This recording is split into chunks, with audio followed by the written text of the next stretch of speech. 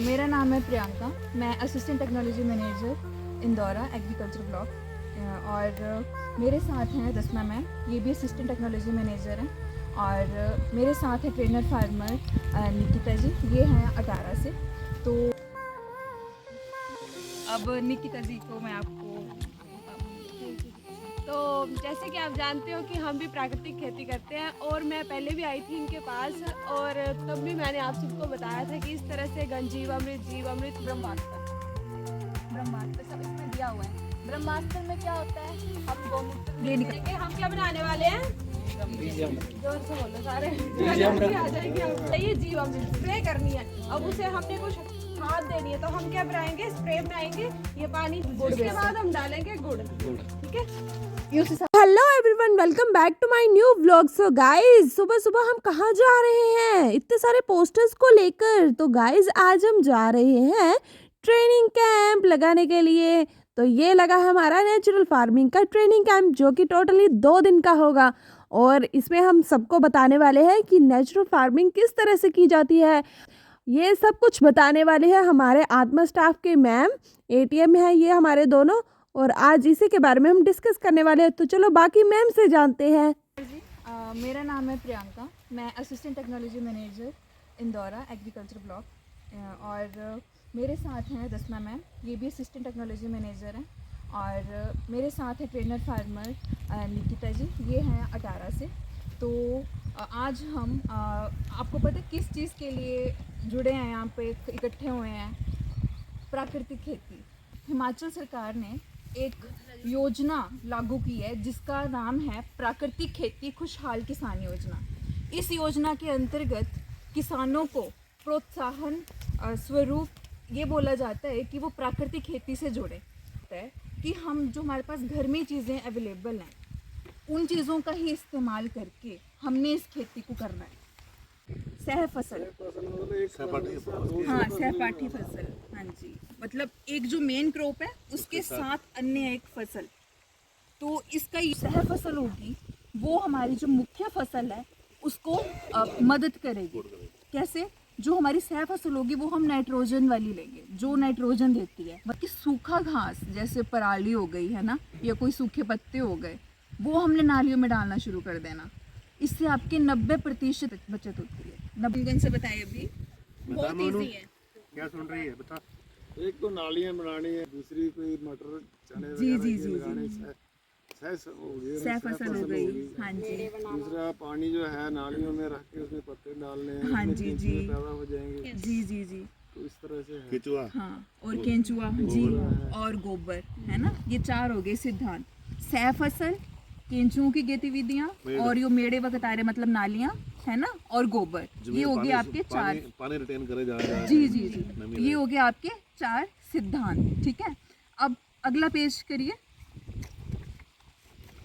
अब इसमें आए प्राकृतिक खेती के 4 स्तंभ। इसमें होता है जीवामृत, बीजामृत, ठीक है, आच्छादन और वापसा। अब सबसे पहले मैं बात करूंगी बीजामृत की, ठीक है। बीजामृत से आप क्या समझेंगे? बीज प्लस अमृत, बीजामृत। क्या समझेंगे आप बीजामृत से? हाँ जी, कुछ भी अपनी भाषा में जो भी आपको समझ में आया। जैसे कोई ओरिजिनल बीज है उसको अमृत टाइप मतलब माना जाए, उसको उसमें मिक्स अच्छा, करके। और कोई जीवाणु जो कि मतलब खेती के लिए अमृत है। जैसे जीवाणु पैदा करने हैं जो कि खेती के लिए अमृत है। अच्छा है। इसमें ऐसा बीज अमृत मतलब बीजों का घोल, मतलब बीजों के लिए तैयार किया गया घोल। बीज अमृत, अमृत हुआ एक तरह से पानी। घोल जो तैयार करते हैं उसको हम बोलते हैं बीज अमृत। अब उसमें क्या क्या लगता है, अब ये मैं आपको बताती हूँ। नौकरी छोड़ के घर इसलिए आएगी कि प्राकृतिक खेती करे और प्रकृति की खाएं और प्रकृति की लोगों को दे। बहुत बढ़िया है, फिर तो बहुत बढ़िया है, बहुत बढ़िया। बहुत बड़ी सोच है, ऐसे सब लोग करेंगे फिर तो हिंदुस्तान तरक्की करेगा। जैसे एक इंसान की सोच जब बदलती है ना, तो धीरे धीरे भी बाकी देखा देखी में शुरू कर देते हैं, ये चीज़ हो जाती है। पहले पागल बोलेंगे लोग।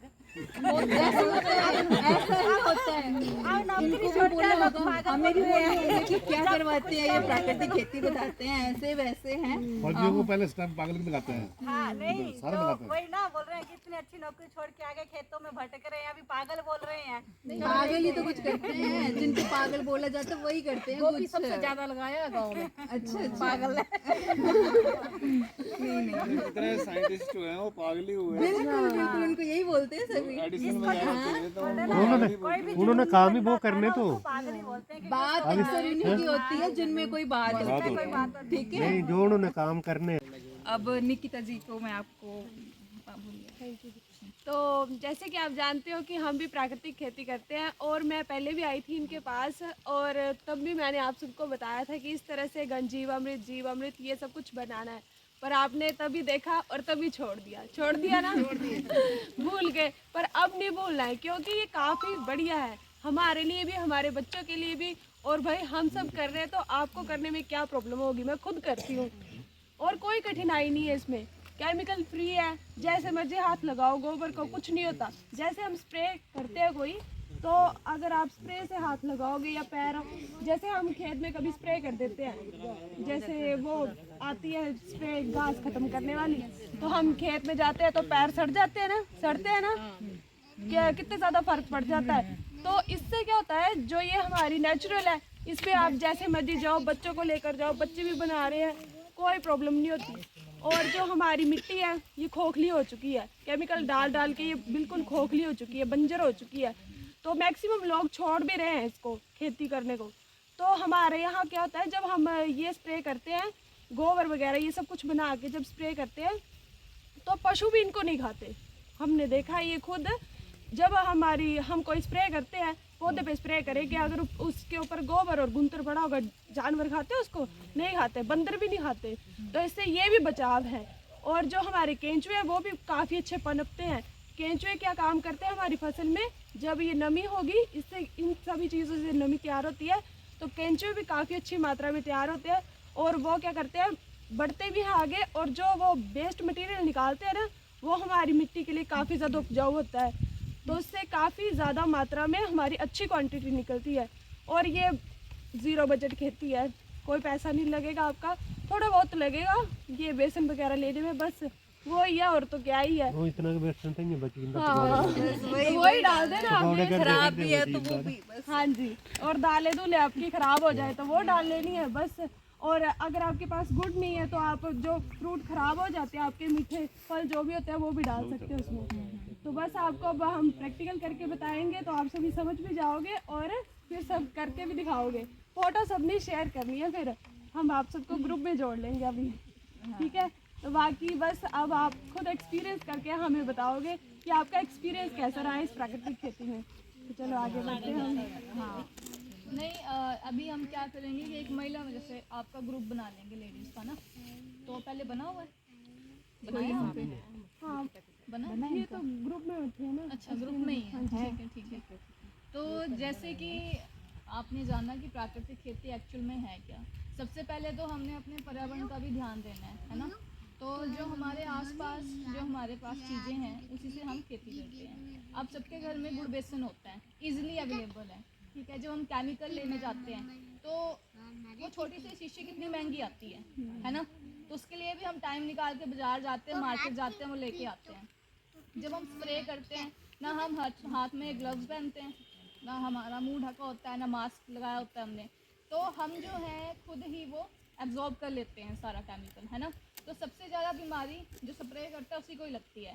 आजकल जो है सबसे ज़्यादा जो पेस्टिसाइड का काम करते हैं मार्केट में लोग, है ना, करते हैं कि नहीं, सबसे ज़्यादा बीमार वो हो रहे हैं। पंजाब का हाल देखो, हर किसी को कैंसर हुआ पड़ा है ना।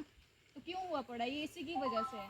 जो दुकान करिएगी घन जीवामृत, सबको लग गया पता घन जीवामृत कैसे खाद बनाते की हैं। तो बात हो गई, हाँ जी। लेकिन जैसे कोई जैसे सब्जियां लगाते हैं तो उनमें मतलब बीमारी पड़ जाती है, हाँ, तो वो भी आएंगे, हैं वो भी आएगा। बताएंगे। वो भी पेंडिंग में चला है। अभी जो है जैसे पानी पीने वाला गिलास होता है ना, आधा गिलास, वो आधा गिलास आपने ये डालना है ब्रह्मास्त्र का, और आपने स्प्रे कर देना है। अब मान लो जैसे गोभी लगाई थी आपने, तो आपको पता था कि इसमें टोका आने वाला है, सुंडी लगेगी, तो हमने पहले से ही स्प्रे करना स्टार्ट कर देना है। ऐसा नहीं कि जब सुंडी आ गई या कोई टोका लग गया, हमें दिख गया, तब हमने स्प्रे करना है। अगर वैसा करेंगे तो ये कंट्रोल होने में थोड़ा मुश्किल होता है। अगर हमें पहले से ही पता होगा कि इसमें ये बीमारी आएगी तो हम पहले से ही तैयारी कर लेंगे। जैसे हमें जुकाम होता है, सर्दी आती है, मोटे कपड़े पहनना स्टार्ट कर देते हैं ना, अपना ध्यान वैसे।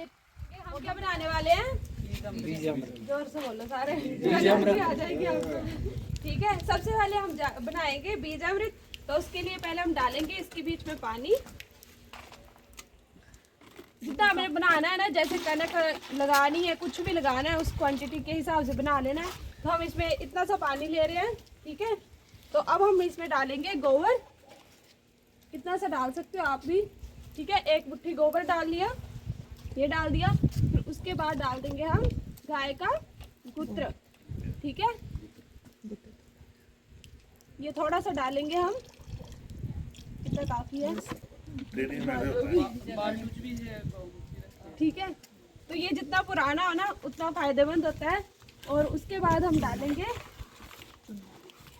ये खेत की मिट्टी जो कि आप अभी लेकर आए हो बिना केमिकल वाली, ये डाल दी इसमें। और 1 चुटकी चूना, इतना सा चुटकी भरी। हाँ जी, ये ज़्यादा नहीं डालेंगे, बस ये सब कुछ डाल दिया। अब हमने इसे मिक्स करना है डंडे की हेल्प से, घड़ी की सुई की दिशा। हाँ जी, ऐसे इस तरह से। बस ये अब हमारा 24 घंटे के बाद बनकर पूरा तैयार हो जाएगा। इसमें कोई कंफ्यूजन लग रही है आपको? नहीं, कोई नहीं। आसान ही है, क्या क्या डाला मैंने सब रिपीट करना। बोलिए। सबसे पहले क्या बनाया? पानी, गोबर, चूना। हाँ, एक एक करके सब बोलो। पानी, गोबर, गौमूत्र, चूना, 1 चुटकी चूना। हाँ जी, मिट्टी। हाँ जी। तो ये कठिन है बनाने में, मुझे ये बताओ पहले। और बिल्कुल फ्री है ना, मिट्टी डालनी। अब हमें चाहिए जीवामृत, स्प्रे करनी है। अब उसे हमने कुछ खाद देनी है, तो हम क्या बनाएंगे? स्प्रे बनाएंगे। ये पानी ले लिया, फिर से हम इसमें गोबर ऐड करेंगे।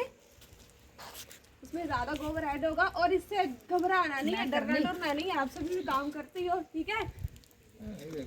बस बस बस बस अपने फायदे की चीज बनाई है। हाँ जी, हाँ जी। अब इसको डंडे से।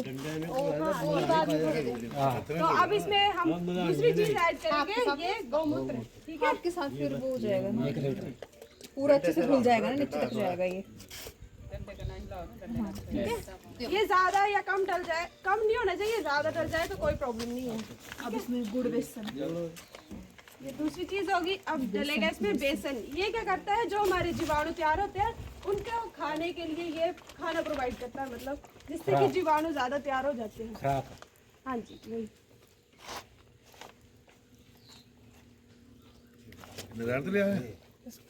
इसके बाद हम डालेंगे गुड़, ठीक है।